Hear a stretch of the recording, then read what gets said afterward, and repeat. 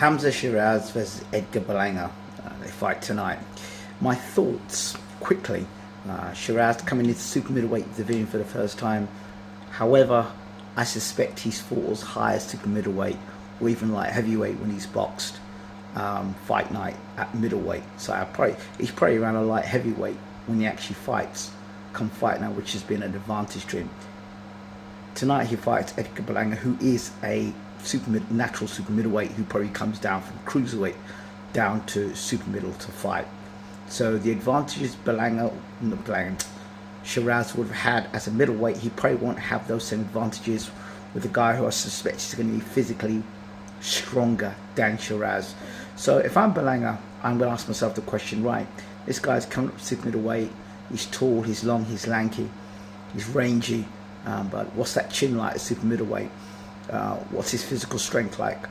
And he's come off the Adamas loss where he did a lot of shelling up. This is a suspicion, not a fact, but there are some fighters when they get hit on the chin, they shell up.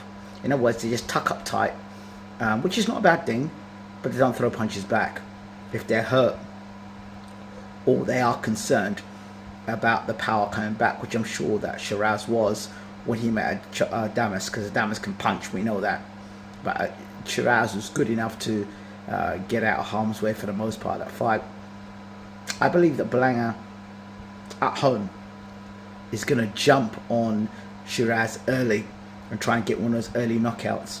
Berlanga's got to be careful because when he comes in throwing left hooks and right hands, he's wide straight through the middle. Sherraz, I think, my suspicion is, if he's with Andy Lee, but I think with a trainer, he normally takes 2 to 3 fights for you to really settle in to the sort of philosophy what your trainer wants.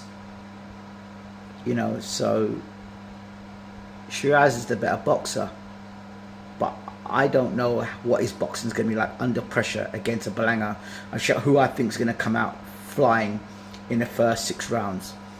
If Sherraz can use his jab and box and stay under pressure, stay calm under pressure, he can win this fight.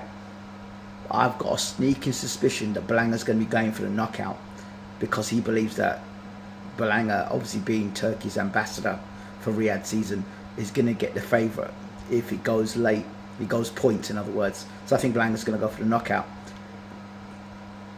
I'm going to edge to Berlanga for the knockout at super middleweight.